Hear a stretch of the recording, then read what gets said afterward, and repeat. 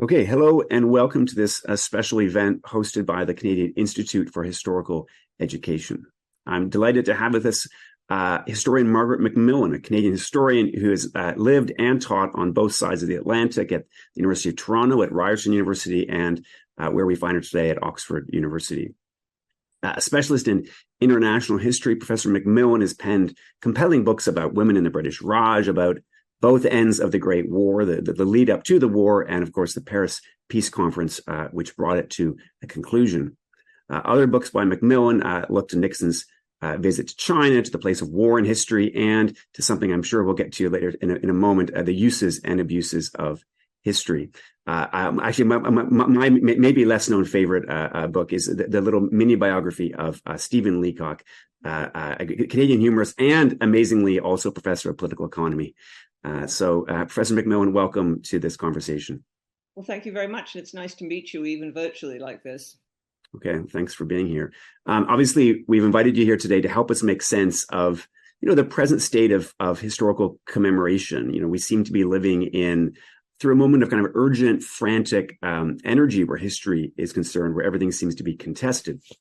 There are calls to remove the names of, previously honored public figures from streets, from buildings, from schools, from institutions. But before we get into that, I'm hoping, actually, I want to take one moment to devote to ask what led you to devote your life, your professional life, to the study of history and to begin to care about questions like this. It was never a conscious choice, I think, and I'm not sure they often are conscious choices. I always liked history. I always liked hearing stories from my parents and my grandparents about the past. My parents read to us a lot. I read historical fiction as a child. I still do. I just always liked history. Possibly, I think, I don't know, probably not true of you, but I think a lot of historians are gossips by nature, and the past is full of very good gossip. So I've always found history entertaining, fascinating, and as I grew older, I came to think that it is important to understand it because it helps to produce the worlds in which we live. The past has produced our institutions, our values, the ways we identify ourselves, the world in which we live, the countries in which we live. And so I think history is both something that is enormously entertaining, but also extremely important for understanding the world in which we live. It sounds very familiar to my own stories. I think I get it. I think I remember coming out of a first year lecture on the French Revolution by a professor who seemed to be on his deathbed, and all of my colleagues came out but falling asleep and wondering how on earth they were here. And I looked around and I thought that was fascinating. So I think there was something wrong with me, but it maybe explains why I'm here too. Well, we get bitten by the bug, don't we? Yeah, for sure. So given that, I wonder what you think it's, obviously you've become a professional historian, your love of gossip, your love of explanation for how these things led us here, led you to a very unique life compared to the way most people would approach history. What do you think it is that you, as a professional historian, as someone who studies the past for a living, what do you think that offers you as a way of perspective, as a set of skills, as a way to look at the kinds of historical controversies which are present today? Well, I think it gives us a body of knowledge. And I think if you don't have that body of knowledge, you can't really judge properly the controversies that are going on in the present. I think it teaches us how to find out. It teaches us how to look at evidence. It teaches us, I hope, to distinguish. Studying history teaches us to distinguish between good and bad evidence and to respect the facts. We can have all sorts of ideas that we'd like to prove about the past, but we always come up against this fact that there are things that happened in the past that we have to take into account. So whatever we wish the past had been like, we can't change it. It's not that we have to accept everything about the past and say, well, they just did it differently and shrug our shoulders. We can have our own views on it. But I think my job, is to try and understand why things happened the way they did. And of course, we can judge whether or not we approved of some of those things in the past. But the important thing is, I think, to try and understand them. Yeah. And we seem to be living today in I guess I find the words hard to find to describe it. Maybe you could say a crisis in public memory, a moment of tumult, a period of reckoning, some would say. In Canada, the list of figures who were asked to remove from positions of honor, it's growing week by week, year by year, from Hector Langevin in Ottawa a few years ago to Johnny MacDonald, from Edward Cornwallis in Nova Scotia to Matthew Begbie in British Columbia, Henry Dundas and Edgerton Ryerson in Toronto. There are others, but those are some of the most well-known across the country. I mean, is this new? Haven't we been here before? Or what do you think is distinct or with our current era, and what's a continuity? I think what's distinct about our common era, and I'd have to think about this a bit, is that we seem to know less and have stronger feelings about the past. What really struck me about the controversy about Dundas and Ryerson, both of which I followed fairly closely, is that many of those attacking them actually got them wrong. And I do think if you're going to take strong stands, then you at least ought to know what you're talking about. So I think there is something there that it's become very fashionable to take positions, and it's about showing your goodness in the present and that you're on the right side of things in the present. But it seems to me not to be really respecting the past all that much. The past has become a sort of useful platform or a useful bit of a useful sort of weapon with which to wield to show that you are actually doing the right thing and you don't like bad things. I don't think it's always very well founded. I think we've had other periods in history. I mean, we've always had periods where peoples or governments have wanted to change the past for their own reasons. The Chinese took the past very seriously, both imperial China and then communist China took the past very seriously. And often when a new dynasty took over in imperial China, it would call in all the history books, destroy them and start over again. It would write its own history. And so I think there's also a sense here that the past can be quite powerful. And somehow if you can challenge the past and change the past, you can keep the present going along the road that you want it to. I mean, we're seeing it also in Russia today, where President Putin takes the past very seriously and tries to ensure, and is doing so at the moment, that what young Russian children learn in schools and learn in their universities is a particular version of the past that gives validity and authenticity and authoritativeness to the present. And so I think one of the reasons we take the past so seriously is we recognize that it can be a tool in the present. But I think sometimes what happens is people take stands on the past, really not because they're interested in the past at all, but because they're interested in showing something about themselves and about their own societies. And on the whole, I mean, look, it's very, very complicated. We can get into tearing down statues and so on and changing names. My preference is to try and understand the past and understand its complications rather than simply rewriting it or saying we don't want it to be taught at all. It's fascinating what you said. First of all, the first line about we know less and care more. That's an interesting line. And then also, I was thinking about the examples you were choosing about where we've been before are in some ways about states, governments, monarchs, leaders. And in some ways, what you're talking about, or what we're facing, is a kind of, maybe it's a more, I want to use the word democratized, but I don't think that's quite right. It's almost a social media fuel, the kind of public use of the past. And it's a way, censorship, of course, comes in two ways. Censorship can be the state, but censorship can come from your neighbors or your groups of neighbors and via gossip and that kind of thing. Is that more what we're facing now? Well, I suppose it's a combination. I mean, social media can be very powerful and it can call up mobs very quickly, as we know. I mean, mobs have always existed down through history, but it used to take a while for them to get going. But now you can call a mob, or at least a virtual mob, very quickly indeed. And so I think there is something in that. But I think we've also always had a tendency to attack symbols of things we don't like. And if you think of the iconoclasts in the Byzantine Empire, who smashed religious statues, or think of the Puritans in, say, England in the 17th century, who smashed stained glass or smashed statues because they felt that those embodied the wrong values. And so perhaps that's also part of what's happening now. It's the combination of social media transmitting things very quickly and summoning up apparent anger and mobs very quickly. But I think it's also a tendency, which is there in human history, of getting rid of symbols that make you uncomfortable, you don't like, thinking somehow, and sometimes it matters, somehow that will change the world in which you're living. Part of the debate that happens is around the question of whether this is erasing the past by changing names. And, some would argue that it is, and others would say that the removing statues or renaming a building, it's not about erasing the past, it's not about forgetting. It's instead about kind of updating our sense of what and who deserves to be honored. So you might focus on the difference between history, which is open to debate and disagreement, and then public history, where we express our values. What do you make of that argument? I think it's a case by case situation, really. I don't think we can say that all statues should be kept or all statues should be torn down. And I don't think any of us agree with that. I think it matters what the statue is of, whom it's of, what it was put up for.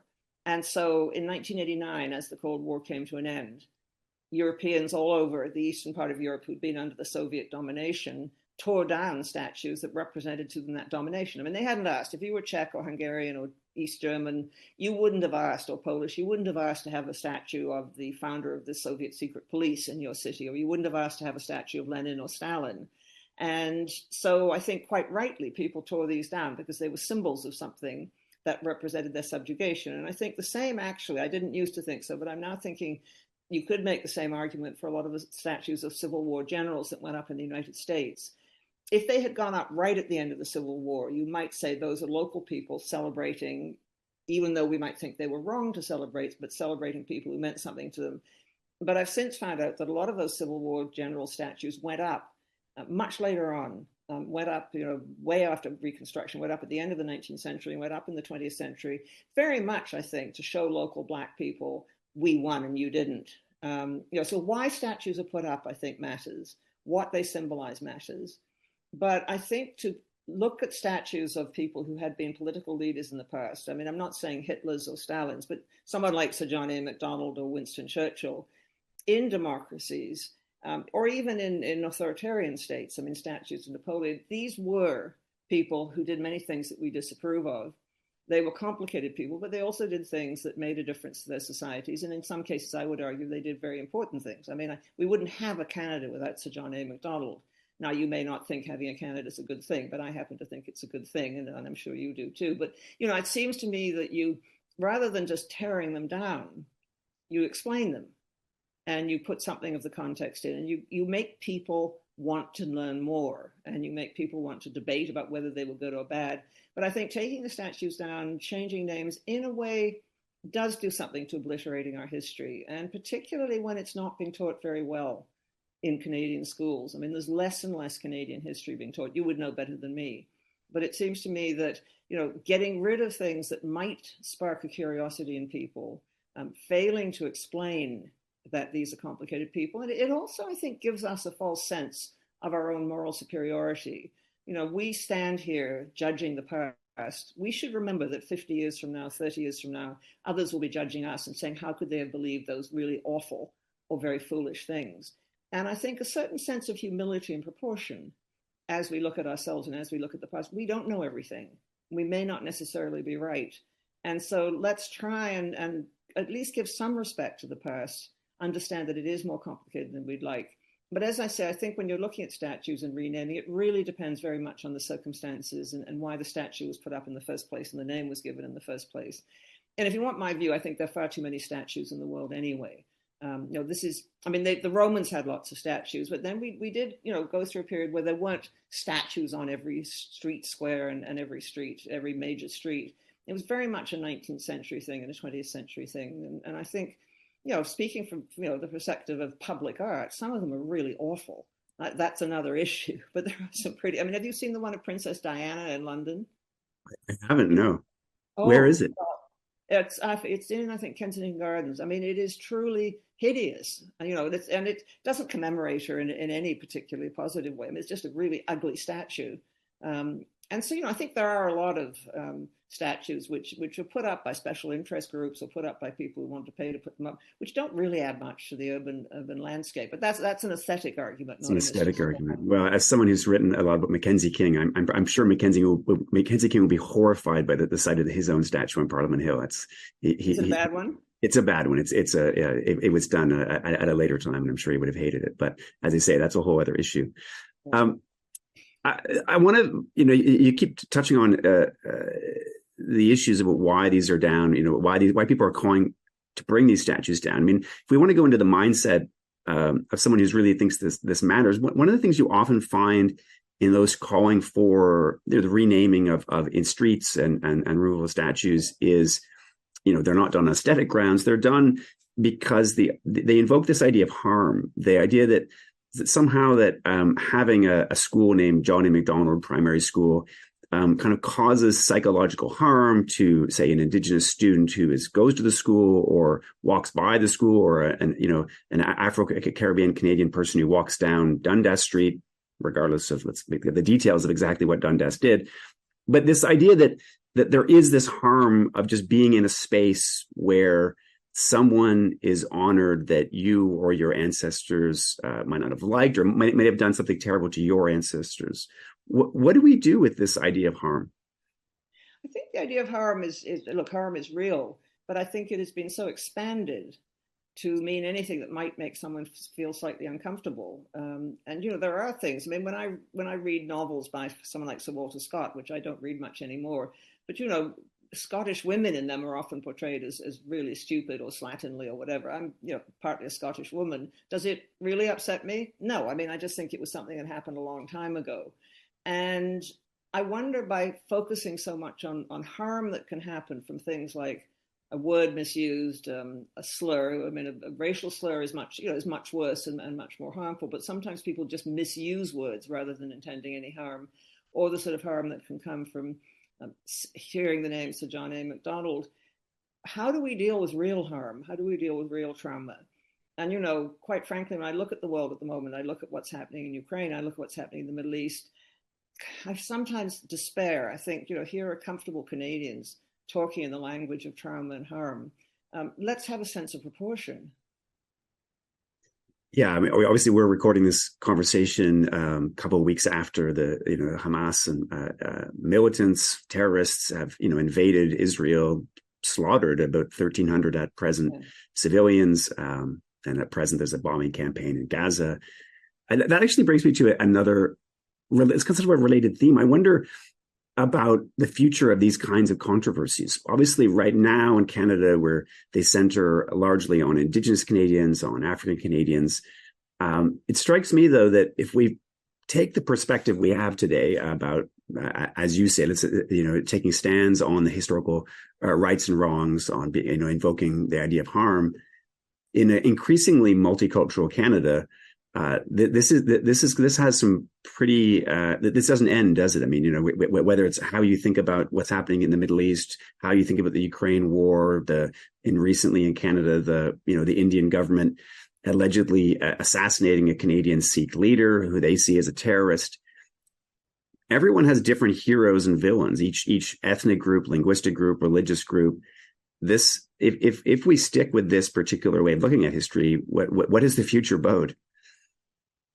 Well, I think we have to understand that we will have different heroes and different villains, but we have to be prepared to defend it and talk about it. So if someone says to me, I actually think Prime Minister Modi is a wonderful leader of India, I might challenge that and say, well, do you really think promoting Hinduism above all else in India and claiming that anyone else who isn't a Hindu doesn't belong in India is in fact being a great leader? I mean, if we cannot have that sort of debate, and that person, whoever I say this to might come back and say, well, yes, he is a great leader for the following reasons, but we must be able to discuss it. What I find very dangerous when people simply take stands and they simply say, here I am.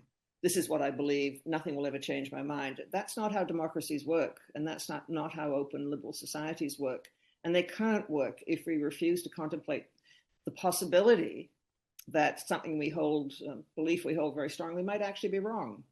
That we might not be right all the time. I mean, what I think interesting about a lot of the controversy about names and statues is that there seems to be an assumption that there can be no challenge to those who are asserting they must be changed, that there is simply no discussion. And what concerns me is often governments do not actually consult people who might actually know anything about it. I tried to find out who advised the city of Toronto on changing the name Dundas, and it was, there was a report, but there were no names given. They said they consulted historians. They didn't say who, unless you found it. I certainly wasn't able to find it. And I thought, if you're going to have a process, if you want to change names, and sometimes you may really collectively feel that we have to, or if you want to take down a statue, then I think we need an open and democratic process. We need to look at why this is being done. The people who want to change it need to defend why they want to change it. And I think governments governments too often, I think, give way to pressure. I mean, I still find the changing of the name of the Langevin block, extraordinary in a way. Here is someone who built up what was a very, very good civil service in this country and contributed a huge amount to the development of Canada. And what was the process for changing the name of that block? It was. I would rather see an arm's length process. When governments get involved in trying to determine what history is, they usually make a hash of it. Fair enough. Fair point. I suppose the only thing I would quibble is your optimism about the historical profession. Do you think there might be a reason to be pessimistic about the historical profession or academia's commitment to the values that you're espousing about rigorous focus on evidence, multiple perspectives, the allowance for a different diversity of opinions? Well, there are enough examples of it not happening, but I still think there are enough people in the academic world who do care about this, and I think do understand that if we cannot discuss things openly with each other, then we're all in trouble. And I suspect one of the things that may make people in the humanities and social sciences pay attention is that their courses are becoming less and less popular. And I think that may be partly, you're in more contact with students than I am. I mean, I haven't been teaching much recently, but when I do talk to students, a lot of them really want to learn about the past, for example, and they don't want to be told that they must take particular stands in the present. They actually find it distasteful. And they also want to learn things that sometimes departments don't want to teach. I'm very interested in the history of war. And I've had a number of students who said, I really want to do something on the history of war, which is, by the way, not just military history now. It's much more broad. It's war and society. It's the ways in which the world intersects with war. And they said, we want to really learn about the wars that have changed the fate of history or wars that are still going on. And we're not getting the chance to do that. So I do think the profession is going to have to take, I'm thinking of history in particular, take a very good look at itself. I mean, are we going to attenuate and have fewer and fewer jobs, partly because we're not teaching the sort of things that students might want to learn, and partly because we are focusing on trying to change the students into wanting social justice rather than to helping them to understand the past. I mean, I think our purpose should be a modest one. I mean, we are here to help students understand history and understand how to use evidence. We're not here, as some history departments seem to think, to turn them into particular kinds of activists. That's the choice of the students. If they want to be activists, then they should be. But I don't think we should be telling them they have to be activists. Yeah, that's an interesting point. I don't know if you've encountered this much, but there are some departments where you get statements saying, we want to make students advocates for social justice. Yeah. And this it seems to me is it's a sort of arrogance. It's telling people what they must become. Well, I suppose maybe those advocating assume a certain notion of what social justice is that they find appealing. But if a student came in who had a very different notion of social justice, you could pick the examples, maybe the social justice for the rights to the unborn or something like that, yeah, which can be framed as a social justice cause. My assumption is that those kind of advocates would not be as keen to have a department focused on that and hiring specifically in that kind of category. Well, the problem with the term social justice is, it seems to me, it's enormously elastic, and I never quite pin down what it means. Yeah.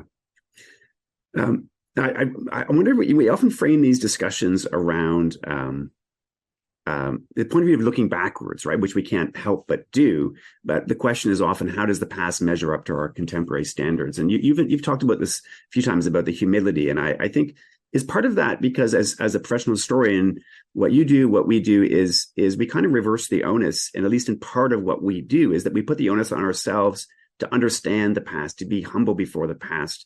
So maybe to put another way, what do you think not the past owes us, but what do you think we owe the past? I think when we're studying the past, we do our best to find out as much as we can about it. And that's one thing I think that's been very good in what's happened in history, that we've expanded our understanding of the past. We've expanded our notion of what evidence from the past might be. And we've tried to recover the understandings and voices of people in the past who weren't able to record themselves, perhaps, because they were not literate, or who were simply marginalized, who weren't paid attention to. And I think that has been very important. But I think we've got a much richer sense of what the past was like. So I think that's been important. But what I think we can't do is sort of hector the past and tell them that they should have done it differently. That's not our job. What we're trying to do is understand why things turned out the way they did. We may, again, as I say, we may not approve how things turned out. I mean, to try and understand the Nazis doesn't mean that you approve of them and doesn't mean that you regret that they didn't win, but to try and understand the Nazis as they understood themselves and to look at what they thought they were doing is, I think, a very important part of what we do when we look at the past. You know, of course, we will make judgments. I mean, every historian has a moral sense. We all have our own values. We will make judgments about the past, but I think that shouldn't interfere with us trying to understand what happened in the past and not expecting people in the past to behave in ways that they couldn't. It's a silly example, but I don't know if you ever saw years ago the movie Robin Hood with Kevin Costner and Maid Marian. And, you know, it was only a movie. It was a Hollywood movie, but she was talking like a 20th century feminist. And he was talking like a 20th century man who supported feminists. And it was so silly. You know, it was sort of trying to update it in a way that simply didn't make sense. You know, the past is a different place. They do things differently there, as the novelist said. And that's what we have to try and understand. And we have to try and get at it. How, you know, what were their values? How did they see the world? And that's what makes it so interesting. And often we will say to ourselves, well, this is very different from the way we see the world, but that doesn't mean it isn't good for us to understand a different sort of world. Well, I'm glad you ended with that answer with the reference to with something with the Canadian content link, because of course there's a great Bryan Adams love song on the soundtrack to that Robin Hood movie. So there you go. Thank you. Okay, this my last question is maybe an unfair question, but bear with me. So let's imagine that you're suddenly in charge of making all decisions about historical commemoration in Canada. We'll limit it to that. So when groups of people are upset about the naming of a particular school or street, they come to you. What do you do? I suppose what I would do is what I do with my students. I'd say, why do you want to do this? And why are you making these up? What is your argument for this? What is your evidence? And I would ask, I hope, as I used to do and still do with my students, have you thought about this? Have you thought about an alternative way of doing this? Have you thought about an alternative explanation? You know, you are, I think, obliged to push people in a nice way to explain why they want something. And so if someone were to say to me, just because it makes me feel uncomfortable, I think I would say, that's not enough. Why does it make you feel uncomfortable?